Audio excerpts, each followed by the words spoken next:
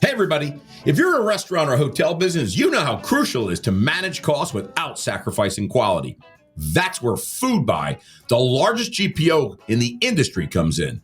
With FoodBuy, you gain access to exclusive pricing, unmatched buying power, and a vast network of trusted suppliers, all designed to help you save time and money.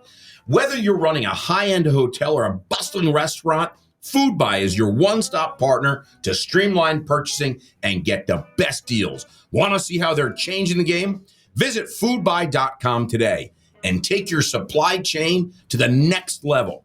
That's foodbuy.com, making smarter purchasing easier than ever.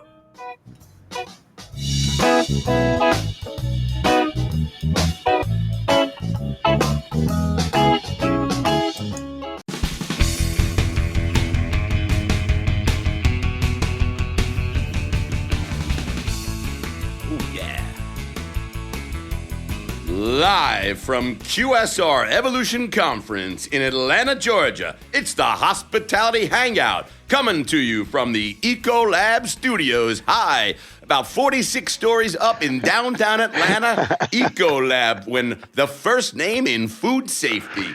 Jimbo, we got a great show for you here. We do have a great show, and I'm thrilled. I guess I'm being pumped in because I don't have the privilege of being down in hot Atlanta, but I do have the privilege of being on this special episode of the Hospitality Hangout, a hospitality-focused podcast where the founders at Branded share their insights and bring technology and innovation and emerging brand leaders that are making things happen in the industry we love. My name is Jimmy Frischling, otherwise known as the Finance Guy, and I'll bring it back to my brother from another mother, Mr. Michael Schatzberg, also known as the Restaurant Guy. And thanks for that kind introduction, Jimmy. And to all those listening, feel free to call me Shatsy. And together, we are the personalities behind Branded Hospitality Ventures. We work at the intersection, Jimmy, of technology, hospitality, innovation, capital, quick serve restaurants, and I got to tell you, Jimbo, we know a little something about Mediterranean food. A little something about Mediterranean food. Little something. I got to tell you, you know, Jimbo, I'm here in Atlanta. We really did miss you, and it's just a great event. And I got to tell you, we had a party with our partners yesterday at a bar restaurant here in downtown Atlanta with Adyen and DoorDash. Jimbo, things were happening at that party. I got to tell you, I don't even think I'm allowed to talk about on this show because it's a family show. So, Jimbo, I got to tell you, we had a party last night. I don't even think I could speak about the party, that detail, because, Jimbo, it was nuts. It was crazy. Our friends from Adyen were there. DoorDash was there. I mean, it was really, it was another epic event of bringing all the hospitality folks together. Well, listen, what I want to let you know is that there is a saying that what happens in Vegas stays in Vegas. But, Chatsy, what happens in Atlanta, I hear about in New York. And so far, I have to say, I'm very pleased that the feedback was positive and overwhelmingly positive. And I understand the police will drop the charges. And there's going to be there'll be no. Thank God you're dropping the charges. All is good. Carl Frischling. Yes. Thank you for being up at 4:30 in the morning and getting the legal issues under all fixed up. I thank you, Carl Frischling. You know, made a few phone calls. Everyone should be out of the holding cell, and everyone should be good. And there'll be no charges filed. One more shout out, Jim, before we go. Of course. I got to tell you, DoorDash were unbelievable. And by the way, DoorDash, unlock more sales with DoorDash. Get.DoorDash.com or DoorDash.com or get.DoorDash.com. And Adyen.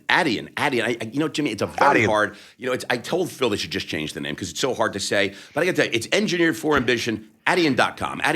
That's my shameful plug there for Adyen and DoorDash. Jimbo, we are super excited because you know what we have on the show right now? Tell me. I got terrible echo again, Julie. Terrible echo again. Maybe you can try and fix that. I'm not sure what's going on, but Jimmy, when he speaks, there's echo. But I got to tell you, we got Julie Wade, head of marketing. I'm going to say CMO, Chief Marketing Officer. She says HOM, head of marketing. I say Chief Marketing Officer of Taziki's Mediterranean Café. Jimmy, you know Mediterranean's hot. I don't have to tell you. Mediterranean is hot, right? It's in fuego, and to a certain extent, what I love about it, everyone sees in Mediterranean what they wish to see. They could see Greek, they could see a little bit of France, they could see they could see Egyptian, Lebanon. They see, but to me, Mediterranean is feta cheese. Mediterranean is Greek, but that's because that's what I want to see, and that's what I love. Yeah, we're super excited about this. So listen, Jimmy, you know what? I got to tell you, we've got Julie here in studio. 46 stories above Atlanta. But before we dig into it, before we jump into Julie Wade and this incredible guest that we are so, like I said, Jimmy, I don't know what we pay these guests, but it must be astronomical. Clearly not as much as they deserve. I'll tell you that. How about that as a politically correct answer? Well, but Chatsy, before you jump in, I know you're going to do your moment with bringing Julie into the podcast. I just want to say, because I'm feeling somewhat left out by not being down at the conference, but since I am a dad, I want to tell a quick dad joke. What do Jewish people and Greek people have in common? We both know that you didn't even give me a isn't chance just to a meal. guess. Well, I was a pause. I gave you a pause. We both know that food isn't just a meal. It's a whole conversation. It's an argument. It's a celebration all rolled into one. Oh, I love it, Jimbo. I love it there. And I Thank think, you. And what about isn't Fantastic or Windex involved there somewhere? That just makes everything better. Oh, okay. Takes care of everything. Well, I got to tell you, Jimmy, it was a great dad joke. Keep it up. You know, you've had better. You've had better. I really, it's not. I've had better. All right. I can tell you. Let's jump into Julie Wade. How does one become the head of marketing, the chief marketing officer of a multi-unit, thousands of restaurants all around the globe? How does one become that? Well, let me just tell you, Jimbo. I went back and I explored. Okay, and I went back and I said, I'm going back to the University of Alabama. Okay, I'm at the University of Alabama, okay? Yeah, I'm back there, and it's like, I don't know, it's like the 90s, maybe it's the 80s, I don't even know, but it's a few years back, okay? And a young Julie Wade goes, she doesn't know anything. Still a young Julie Wade. She doesn't know what's going on, she's young, she's innocent, but she has a good time. But she says to herself, I love marketing, I love selling, and you know what she does, Jimmy? What'd she do? Blockbuster. Because you know what? Back in those days, Blockbuster was the king. And she said, I'm going to go to Blockbuster and I'm going to market the hell out of this Blockbuster. And I'm going to take this she joined the company Blockbuster. I think they had 2 stores. And when she was done, they had like 10,000 stores. So she's the vice president of marketing for this huge company, Blockbuster. They had video. Nobody knew what it was. But you know what? Julie knew. She knew this is going to be something big. Then she says, you know what? I like video, but you know what I like more? Yogurt. I love yogurt. And she goes over to Yogurt Mountain and starts getting a flavor and a feeling for the restaurant business, right? And then you know what, Jimmy? She loved restaurants so much. She goes to a little company called Huddle House, and she heads up marketing and grows this brand. You know Huddle House. They love it down here. Everyone went out last night for Huddle House because it's open 24 hours. They're eating eggs. They're eating this. They're eating that. They're having the best. She's head of marketing at Huddle House. You know what? And she did such a great job over there. I don't know, when she started doing like 4 stores and then she'd leave it like 2,000 stores, all because of her. She goes to Taziki, steals her away from Huddle House, Jimmy, for it was like a monster contract, kind of like the guy from Starbucks just got, with the plane, and she gets to fly back and forth from Alabama to Taziki's on a private plane and all that. I got to tell you, let's bring in our guest, Jimbo, right? Let's bring it in, okay? Here she is, ladies and gentlemen, the chairman of Taziki's, or at least the chief marketer of Taziki's, Julie Wade, live at the podcast. Julie, how much did I get right? Bits and pieces. But I got the Alabama. You went to the University of Alabama. Absolutely. Roll Tide. Oh, there we go. Okay. I'm loving this. I'm already loving the energy we have going on here. Listen, Julie, I heard a story about a regular customer at a cafe who was so touched when a barista remembered his name that he left $1,000 tip. Now, I'm not expecting, I know Taziki's guests are generous people, but I'm not saying anyone should go that far. But your team is known for its personal touches, such as using guest names. So how has this approach evolved into your loyalty or with your loyalty program? And maybe do you have any similar stories that you could share about guests that really your team resonated with and creating that personal, experience? We have so many customers that come into our restaurants every day that our staff knows them by name. There was one lady that I was visiting with, I'd run into her a couple of times at a store, and I noticed the second time that I saw her, she was talking with one of our staffs, and I really thought they were friends. And the way that they were interacting and they were visiting together. And when the server left, and I was asking her, "Oh, how long have you known?" And the lady was actually a mutual friend of my mother's, and I asked her how long she had known her, and she said, "Oh, well, she just comes in here like every Thursday." I was like, "Oh, that's how you know her." "Oh, yeah, she comes in here every single Thursday." And she knew what she ordered. And that's the kind of regular guest that we have, and that's the kind of interaction that our team members have with our guest. They know their orders. It's like a small mom and pop operation. It is. I mean, I really liken it to Cheers. When you walk in, everybody knows your name. It's the place that you want to go. Shatsy, are you ready for that? I mean, were you ready? I mean, I got to tell you, Jimmy, I'm getting ready. Like, Julie, wait, you have no idea how much Shatsy just, like you said Cheers, and Shatsy went right to his soundbar, be like, "Where's my music button?" I tell you, when you bring up There it Cheers, is. Jimbo, you know how excited I get. Yeah, that's just awesome. That is just an awesome story because you love to hear that. That's what the hospitality business is about. But when you have these multi-unit brands, I think it's just really important to keep that hometown feel, right? And to keep that SMB feel, that mom pop feel. Hard to do, but when it works, and fuego. Yeah, no, I got to tell you, let's just change gears a little bit. We talk about, listen, the economy, and a lot of people are talking about tightening their belts, not spending as much money, and inflation. Look, you're a marketer. I mean, you've been marketing, you're marketing videotapes, you're marketing yogurt. I mean, you're marketing stuff. You're out there marketing stuff. What's the challenge that you as a chief marketing officer, head of marketing, face where you have to keep these loyal guests that we're talking about, this every Thursday person? What do you have to do? Is it about cutting prices? Because that doesn't sound great. So what kind of creative things are you doing? What are strategies to keep folks coming back? Like this guest that you said every Thursday. How do you keep coming back every Thursday, even if things are, maybe the economy and things like that? Oh, yeah, we're really looking at that hard right now because we know that people are getting more and more price sensitive all of the time.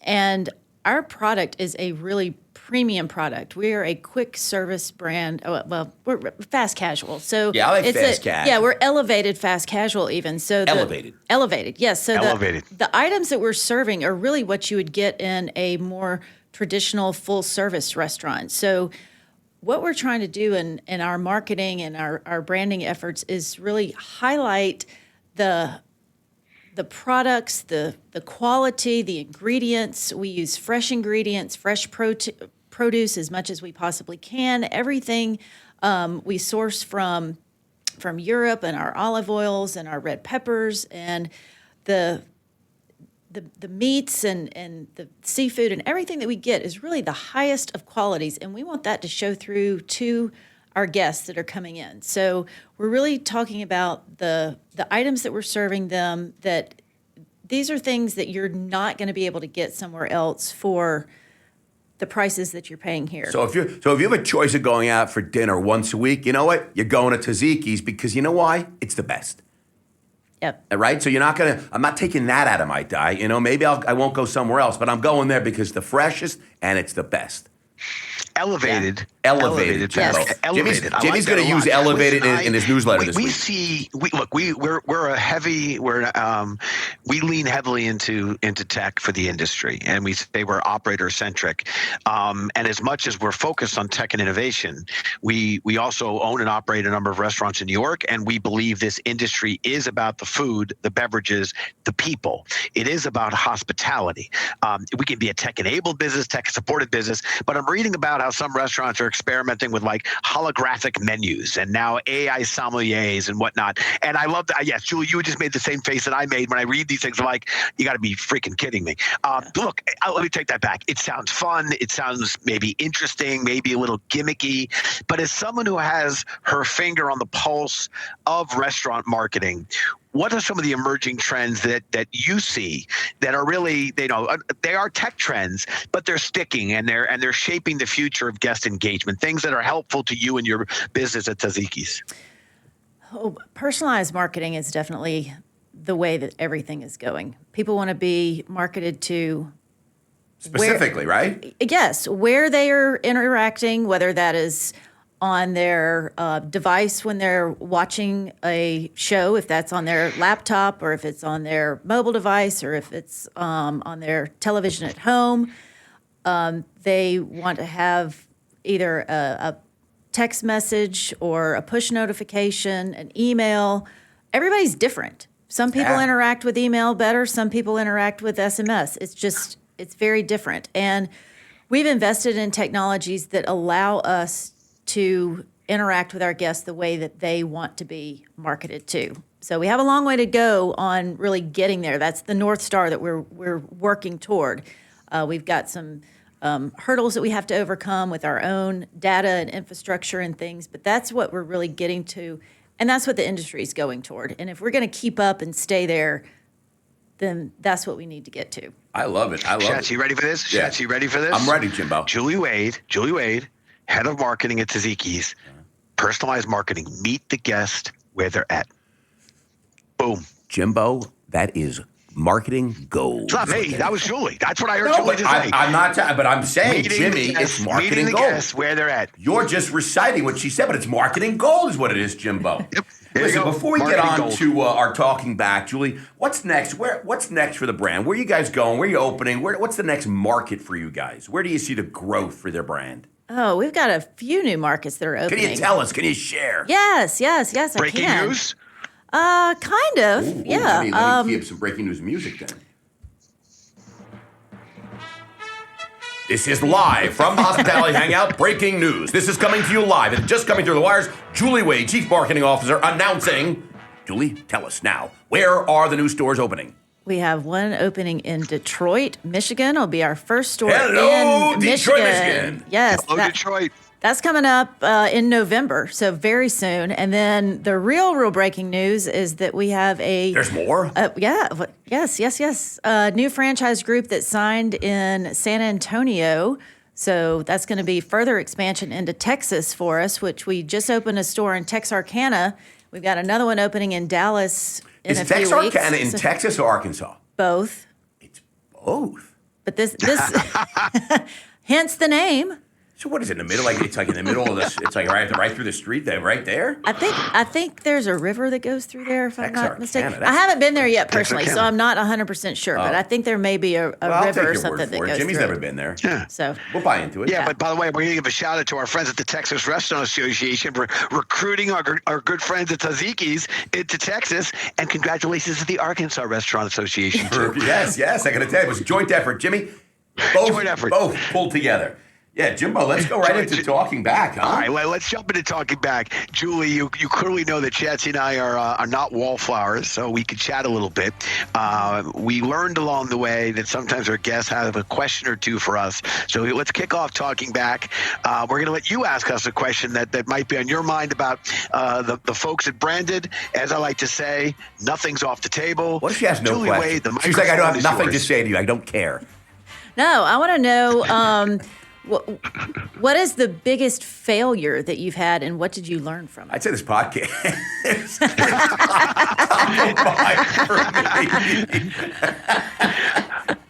You know, I would have to say, I would have to say the podcast at this point, Jimbo. What do you think? No, I think we worked out, thankfully, Shots, we worked out most of our glitches. And actually, until you just said that, the listeners of this podcast wouldn't have known that we had some technical difficulties leading into We'll have some this bloopers. podcast. What I would say is the following. I said earlier that we're an operator-centric investment platform, and we really try to lean in the tech that helps operators. And in the world of VC and early-stage investing, being wrong and being early can often be the same thing. And we entered the voice space, as one of our earliest investments. And we thought people driving and it's hard, they shouldn't text and drive, and the need for voice would be paramount to feed the off-premise. That was not intended, but to really connect to the off-premise business, but to remove the keyboard or the typing and use voice. And what we learned along the way, because we were wrong, is that a combination of voice is really hard. If you think about ordering a burger, ordering a cheeseburger, or ordering a hamburger with cheese, and how many different variations And Jimmy, what about someone in Texas or someone in Arkansas going to that drive-thru. They sound different. Yes. It just so voice we learned is really hard, and then the fact is the texting and the ability to place orders without the use of voice. I have to tell you, it's plenty good enough, and it works. And therefore, I do believe voice will get there. But for our purposes as an operator-centric investor and stuff that helps operators again bring efficiencies, get butts in seats, do the things that operators care about right now. We were wrong in how early we were in voice. And I will tell you, it's made us really rethink, how important the tech we're looking at is to operators today, because we very focus on the front end of the curve. It's got to help an operator today. We think a lot of the people in our industry are JIT, just in time, because they really need to address the immediacy. And we've kind of shifted our focus to be true to that, because I think in that case we were wrong. So whether we're wrong and early, same thing. There's my answer to your question. I'm sticking with the podcast. Voice.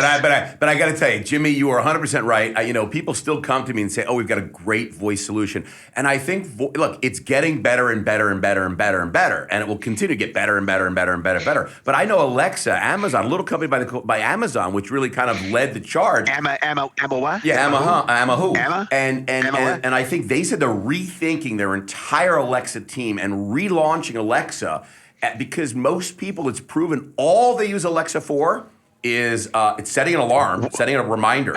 It's like the weather. Yeah. Weather. And it's like one other thing, but it's not what they thought. It's not big digital commerce. It's not like order me this, order me that. It's really just set my alarm or set a reminder. And what's the weather? It's really not. So it's really hard, to get adoption, because at the end of the day, going your phone sometimes can be really a lot faster when you start to. And McDonald's, I think, has bailed on voice in their drive-thru because at the end of the day, they found it to be annoying to the consumer when you said, "I want fries," and they're like, "Buys? You want buys?" And like, "No, fries." And people just get like, "You know what? This sucks." You know what? So to your point, it's just really it's really really hard. But it doesn't mean that if you don't keep doing it, you'll never get better. Anyway, let's. By the way, Shatty, I just got a note. A note was sent to me. Yeah. Taziki was about to announce their whole move to voice, Oh, their really? entire off-premise delivery solution. Exactly. All of it. Everything's going on to voice, and Yeah. we just ruined the moment. We ruined it. I want to say Ruined something, it. Jimmy. You know what? It's good for them, though. It's good.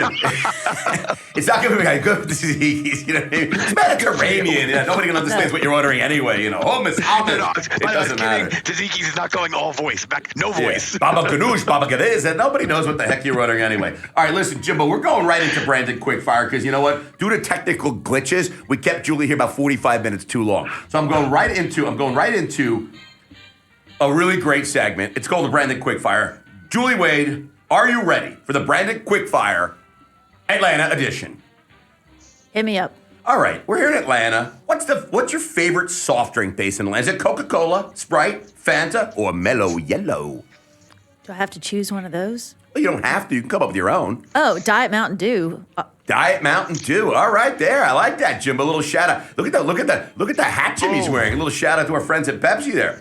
Yes. Favorite Georgia-born musician? Is it Mr. Ray Charles, Gladys Knight, and the Pips? I don't know where the Pips are from, but we'll just include the Pips because I just know Gladys Knight and the Pips. Usher or Ludacris? Who's your favorite?